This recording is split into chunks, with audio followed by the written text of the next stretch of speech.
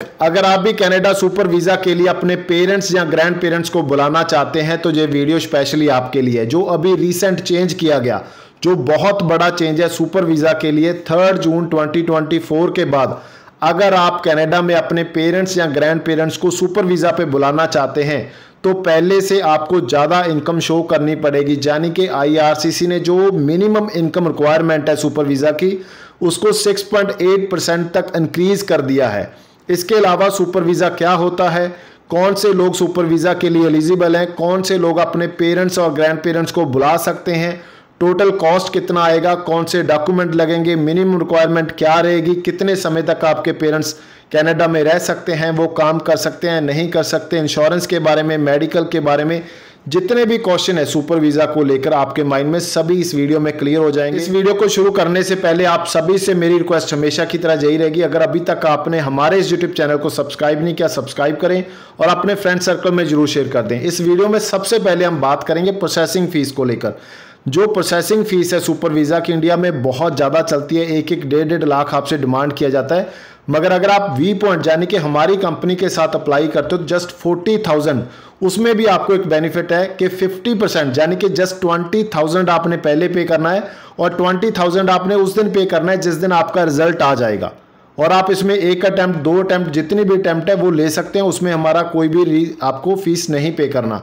सबसे बढ़िया चीज़ इसमें क्या है कि आपका पूरा प्रोसेस ऑनलाइन हो सकता है। आप इंडिया में हैं जहां आप कनाडा में हैं, आप कहीं से भी अपना प्रोसेस करवा सकते हैं और आपका पूरा प्रोसेस ऑनलाइन रहेगा, सिंगल विजिट करने की जरूरत नहीं है। इसके बाद जो अभी रिसेंट बड़ा चेंज किया गया है सुपर वीज़ा में उसके बारे में बात करेंगे। 3 जून 2024 को इसको इम्प्लीमेंट कर दिया। जो मिनिमम इनकम रिक्वायरमेंट थी सुपर वीज़ा की पेरेंट्स और ग्रैंड पेरेंट्स के लिए उसको इंक्रीज कर दिया है 6.8% के साथ। यानी कि अगर आप कनाडा में हैं, आप PR हैं, सिटीजन हैं और आपकी मिनिमम इनकम अभी आपको ज़्यादा शो करनी पड़ेगी अगर आप पेरेंट्स या अपने ग्रैंड पेरेंट्स को अप्लाई करते हैं 3 जून 2024 के बाद। पहले के साथ अगर मैं कंपेयर करके बताऊंगा आपको कि पहले कितना था, अभी आपको कितना शो करना पड़ेगा। अगर आप सिंगल हैं कनाडा में, अभी आपकी मैरिज नहीं हुई, ना ही आपका स्पाउस है, ना ही आपके बच्चे हैं और आप अपने पेरेंट्स को बुलाना चाहते हैं, अगर वो एक पेरेंट्स है फादर या मदर दोनों में से, यानी कि 1+1 2 लोग हैं, तो आपको कम से कम 36,576 कनेडियन डॉलर शो करना पड़ेगा।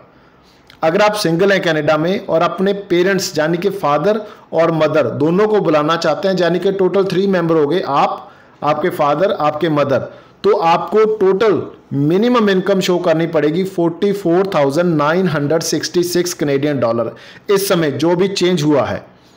अगर आप मैरिड हैं, आप, फिर आपके स्पाउस, फिर आपके 2 पेरेंट्स आ रहे हैं साथ में, आप, आपके स्पाउस, आपके फादर, आपके मदर, तो आप 4 लोग हो गए, तो आपको मिनिमम इनकम शो करनी पड़ेगी 54,594। अगर आपका एक बच्चा है तो आप 5 लोग हो गए, आप, आपके स्पाउस, आपका बच्चा, फादर, मदर, तो 5 लोगों के लिए आपको 61,920 कनेडियन डॉलर पे करना पड़ेगा। आपने अपनी फैमिली की कैलकुलेशन करनी है। 7 लोगों तक आपका, अगर आपके फैमिली मेंबर टोटल 7 हैं, आप जो कनाडा में रहते हैं प्लस जिनको आप बुलाना चाहते हैं, चाहे वो पेरेंट्स हैं चाहे वो ग्रैंड पेरेंट्स हैं, अगर 7 लोग हैं तो 7 लोगों के लिए आपको 77,750 कनेडियन डॉलर मिनिमम इनकम 1 साल की शो करनी पड़ेगी। अगर इससे ज़्यादा लोग हैं तो उसके बाद जितने भी मेंबर आप ऐड करेंगे 7,916 कनेडियन डॉलर आपने ऐड करते जाना है। वो आपकी कैलकुलेशन हो जाएगी कि आपको कितनी मिनिमम इनकम शो करनी पड़ेगी अपने पेरेंट्स ग्रैंड पेरेंट्स के लिए। इसके बाद सबसे बड़ा क्वेश्चन कि सुपर वीज़ा होता क्या है। सुपर वीज़ा बहुत सिंपल चीज़ मैं बताता हूँ कि जो विजिटर वीज़ा की एक कैटेगरी है जिसमें सिर्फ वो लोग यानी कि जो कनाडा में या तो PR है या सिटीजन है वो अपने पेरेंट्स या ग्रैंड पेरेंट्स को ही बुला सकते हैं। वो अपने ब्रदर सिस्टर को या किसी रिलेटिव को या अपने स्पाउस को या बच्चों को नहीं बुला सकते। आप कनाडा में हैं, PR है या सिटीजन है, चाहे आप मैरिड हैं चाहे अनमैरिड हैं, आप अपने पेरेंट्स को या ग्रैंड पेरेंट्स को बुला सकते हैं सुपर वीज़ा के लिए। अभी इसका बेनिफिट क्या है, सुपर वीज़ा का एक बेनिफिट है, अगर आप विजिटर वीज़ा पे कनाडा में अपने पेरेंट्स को बुलाते हैं तो हर 6 मंथ के बाद या तो आपको विजिटर वीज़ा एक्सटेंड करवाना पड़ेगा, नहीं फिर आपके पेरेंट्स को 6 मंथ के बाद इंडिया वापस आना पड़ेगा। दूसरा, इसका बड़ा बेनिफिट है क्योंकि बहुत सारे लोग जब पीआर हो जाते हैं तो वो फैमिली क्लास में अपने पेरेंट्स ग्रैंड पेरेंट्स की फाइल लगाते हैं। पीआर जो फैमिली क्लास है उसमें बहुत ज़्यादा रश है एप्लीकेशंस का, जिसके कारण जो नंबर है फैमिली क्लास में पेरेंट्स ग्रैंड पेरेंट्स का वो 5 से 10 साल तक भी समय ले सकता है, क्योंकि नंबर ऑफ फाइल्स बहुत ज़्यादा है और जो कोटा है फैमिली क्लास में पेरेंट्स ग्रैंड पेरेंट्स का वो बहुत कम है। इसीलिए काफ़ी समय तक पेरेंट्स को वेट करना पड़ता है। अगर आप चाहते हैं कि आपके पेरेंट्स बिना रिन्यू करवाए अपना वीज़ा और बार बार विजिट किए अपने होम कंट्री में आपके साथ रहें, कंटिन्यू आपके साथ रहें, तो 5 साल तक विदाउट एनी रिन्यू आपके पेरेंट्स आपके साथ सुपर वीज़ा में कनाडा में रह सकते हैं। ये सबसे बड़ा बेनिफिट है।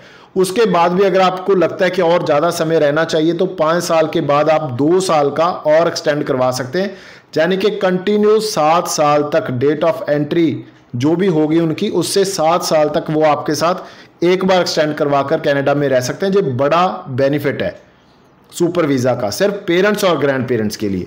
अभी इसके बाद हम बात करेंगे जो मिनिमम रिक्वायरमेंट है। देखिए इसमें मिनिमम रिक्वायरमेंट अगर आपकी तरफ से जो अप्लाई कर रहा है, जो इनवाइट कर रहा है, वो कनाडा में पीआर होना चाहिए पहली चीज़, जहाँ सिटीज़न होना चाहिए। उसका मिनिमम इनकम जो हमने अभी डिस्कस किया, आपका जो मिनिमम इनकम है उसका चार्ट हम इस वीडियो में साथ में लगा देंगे ताकि जो आपको क्लियर हो सके। उसकी कैलकुलेशन कैसे करनी है, अगर आप हैं, आपके स्पाउस हैं, आपके बच्चे हैं 1 2 3, पहले उनको गिनना है। आपने अपनी फैमिली को गिनना है जो कनाडा में रहती है। आप सिंगल हैं 1, आप सिंगल हैं प्लस आपके स्पाउस हैं 2, बच्चे हैं 1 है, 2 है, 3 है, जितने भी है, पहले आपकी फैमिली होगी। उसके बाद जितने लोगों को आपने बुलाना है, father, mother, grandfather, grand mother, 5 + 4 9, जितनों को बुलाना है, 5 + 2 7, जितने को बुलाना है उतने अकॉर्डिंग। अगर 7 है तो आपने 7 के अकॉर्डिंग देखना है। 7 पर्सन्स यानी कि 77,750 आपकी मिनिमम इनकम होनी चाहिए, आपकी और आपकी फैमिली की, जो उनको स्पॉन्सर करेंगे। तो ये टोटल क्राइटेरिया रहेगा जो मिनिमम इनकम रिक्वायरमेंट है। इसके बाद आ जाती है आपकी मिनिमम रिक्वायरमेंट जो आपके पेरेंट्स की होनी चाहिए, जहां पर ना तो कोई एजुकेशन की जरूरत है आपके पेरेंट्स को कि आपके पास 10th होना चाहिए, 12th होना चाहिए। कोई भी एजुकेशन का डॉक्यूमेंट आप लगाएं तो भी अच्छा है, नहीं लगाएंगे तो भी कोई प्रॉब्लम नहीं है। कोई आइल्स पीटी की रिक्वायरमेंट नहीं है कि उन्होंने आइल्स करना है, पीटी करना है, इंग्लिश आता है, फ्रेंच आता है, ऐसा कोई रिक्वायरमेंट नहीं। मगर फिर भी उनको फाइनेंशियली स्ट्रॉन्ग शो करना पड़ेगा, उनका ITR, उनका इनकम सोर्स, उनके पास CA रिपोर्ट, कौन कितनी प्रॉपर्टी है, कोई जॉब है, कोई सोशल रिस्पॉन्सिबिलिटीज़ हैं, कोई होम कंट्री के साथ टाइज़ हैं, कोई फैमिली टाइज शो कर सकते हैं आप। यानी कि कुछ ना कुछ आपको रीज़न देना पड़ेगा कि वो कनाडा से वापस क्यों आएंगे। ये रीज़न हर वीज़ा कैटेगरी के साथ आपको देना पड़ेगा। जहाँ पर भी ये सेम रिक्वायरमेंट रहेगी, आपको अपने पेरेंट्स को कुछ ना कुछ दिखाना पड़ेगा कि वो जॉब करते हैं, जो वो करते हैं, उनके documents, ITR, CA report, income source, यानी कि कुछ ना कुछ डॉक्यूमेंट लगाएंगे तो आपकी फ़ाइल स्ट्रॉन्ग हो जाएगी और जल्दी वीज़ा आने के जहाँ पर आपको चांस मिलेंगे। उसके बाद अगर हम बात करते हैं कि इसमें डॉक्यूमेंट्स क्या क्या जाएंगे, ये सबसे बड़ा क्वेश्चन है, क्योंकि डॉक्यूमेंट्स को लेकर ना बहुत ज़्यादा कन्फ्यूजन है सुपर वीज़ा में। डॉक्यूमेंट्स इसमें सबसे पहले लेटर ऑफ इन्विटेशन, जो भी इनवाइट कर रहा है उसने लेटर ऑफ इन्विटेशन देना है। इन्विटेशन में क्या क्या आएगा, 2 चीज़ें मेनली इसमें काम करेंगी। पहले अपना फाइनेंशियल स्टेबिलिटी कि आपके पास कितना जो मिनिमम रिक्वायरमेंट है आप उसको मीट करते हैं। सेकंड, आपने अपने जो फैमिली है कनाडा में उसकी लिस्ट साथ में शेयर करनी है कि आप कितने लोग कनाडा में रह रहे हो और कितने लोगों को इनवाइट कर रहे हो, उसके अकॉर्डिंग मेरे पास ये सारी चीज़ें हैं। इसके बाद एक रीज़न क्यों आप सुपर वीज़ा पे बुलाना चाहते हैं, आपने फैमिली क्लास में एप्लीकेशन लगाई है, नहीं लगाई है, उसका क्या स्टेटस है, उसके बारे में भी बता सकते हो। ये सारा आपके लेटर ऑफ इन्विटेशन में आना चाहिए। प्रूफ ऑफ मेडिकल इंश्योरेंस, ये सबसे बड़ा क्वेश्चन है मेडिकल इंश्योरेंस को लेकर। मेडिकल इंश्योरेंस सुपर वीज़ा में कंपलसरी है, इसके बिना आपकी फ़ाइल लॉन्च नहीं होगी। Medical insurance Canadian insurance company से होनी चाहिए, इंडियन इंश्योरेंस कंपनी काम नहीं करेगी। 1 लाख मिनिमम कवर होना चाहिए, 1 लाख का मिनिमम कवर होना चाहिए, मिनिमम 1 ईयर की ड्यूरेशन होनी चाहिए। ये रिक्वायरमेंट है आपके मेडिकल इंश्योरेंस के बारे में।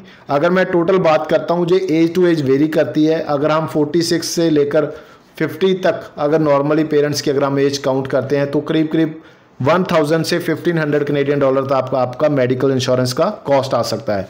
उसके बाद इसमें मेडिकल भी आपको करवाना पड़ेगा। विजिटर वीज़ा में मेडिकल की रिक्वायरमेंट नहीं होती, मगर इसमें क्योंकि ये ड्यूरेशन आपकी 6 मंथ या 6 मंथ से ज़्यादा की है तो मेडिकल कंपलसरी है, मेडिकल करवाना पड़ेगा। उसके बाद आपके जो फैमिली रिलेशनशिप है, प्रूफ ऑफ रिलेशनशिप आपको शो करना पड़ेगा, आप कौन हैं और किसको बुला रहे हैं। उसके बाद आपका प्रूफ स्टेटस का, proof of status in Canada, यानी कि आप पीआर हैं, आप सिटीज़न हैं, उसको भी साथ में देना पड़ेगा। आपके जो पेरेंट्स हैं उनके फाइनेंशियल डॉक्यूमेंट्स आ जाएंगे, उनका आईटीआर, इनकम सोर्स, सी रिपोर्ट, जो भी बैंक बैलेंस, बैंक स्टेटमेंट, जो भी फंड उन्होंने शो करने हैं वो सारे हो जाएंगे। उसके बाद आपका proof that person resides in Canada, यानी कि आप कनाडा में पीआर सिटीज़न हैं मगर कनाडा में ही रह रहे हैं, वो भी साथ में आपका लगेगा कि आप कनाडा में हैं और किसी कंट्री में नहीं है या इंडिया वापस नहीं आए। तो ये सारे डॉक्यूमेंट्स आपको साथ में लगाने पड़ेंगे। इसके अलावा भी आप और एडिशनल डॉक्यूमेंट, जैसे कोई जॉब है, कोई एम्प्लॉयमेंट के डॉक्यूमेंट्स हैं, अगर आपका कोई और डॉक्यूमेंट आपको लगता है क्योंकि स्ट्रॉन्ग डॉक्यूमेंट है आपकी स्टोरी में, तो आप उसको ऐड कर सकते हैं। स्टेटमेंट, आपको स्टेटमेंट ऑफ पर्पस जरूर देना है कि क्यों आप जाना चाहते हैं, क्या रीज़न है, वो साथ में ज़रूर लगाइए। अपने बारे में एक्सप्लेन करिए, अपने फाइनेंशियल्स के बारे में एक्सप्लेन करिए, अपने होम कंट्री के साथ टाइज के बारे में एक्सप्लेन करिए। वो सारी चीज़ें आपको एक्सप्लेन करनी पड़ेंगी आपके सुपर वीज़ा की फ़ाइल में।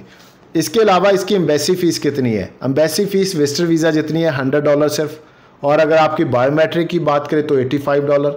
$85 आपने तब देने हैं अगर आपने पहले कभी भी कनाडा के लिए visitor visa, super visa, tourist visa, study visa या कोई भी वीज़ा नहीं लगवाया। अगर आपने पिछले 10 सालों में एक बार भी कनाडा के लिए अप्लाई किया, चाहे वीज़ा आया है चाहे नहीं आया, तो वो $85 भी आपको दोबारा पे करने की ज़रूरत नहीं। सिर्फ $100 प्लस 20,000 हमारा जो इनिशियल पेमेंट है, यानी कि सिर्फ 26,000 में आपका सुपर वीज़ा आपके हाथों में आ सकता है। तो ये बड़ी इन्फॉर्मेशन है जो सुपर वीज़ा को लेकर मैंने आपके साथ शेयर की।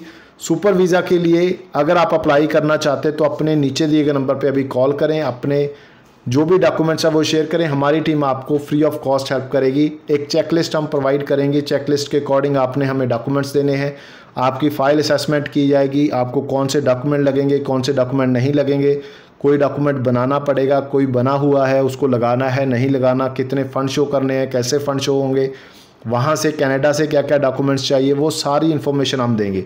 आपका जो इनविटेशन लेटर होगा उसका सैंपल हम प्रोवाइड करेंगे, कौन सा सैंपल लगेगा, कैसे आपने इनविटेशन लेटर लेना है, कैसे आपका वीज़ा आएगा। टोटल प्रोसेसिंग टाइम और वीज़ा ट्रेंड इस समय बहुत अच्छा है सुपर वीज़ा का। अगर प्रोसेसिंग टाइम की बात करूँ तो 51 डेज़ इंडिया से अगर इस समय आप देखेंगे तो 51 डे का टाइम है। तो करीब 51 डेज़ में आपको आपका रिजल्ट 2 मंथ में आप अपने पेरेंट्स और ग्रैंड पेरेंट्स को बुला सकते हैं। उम्मीद करता हूँ सुपर वीज़ा को लेकर जितने भी क्वेश्चन, जितने भी डाउट है वो सारे क्लियर हो चुके होंगे। आप सभी से लास्ट में फिर रिक्वेस्ट करूँगा, अगर अभी तक आपने हमारे इस यूट्यूब चैनल को सब्सक्राइब नहीं किया तो अभी सब्सक्राइब करें और अपने फ्रेंड सर्कल के जरूर शेयर करें। Thank you so much.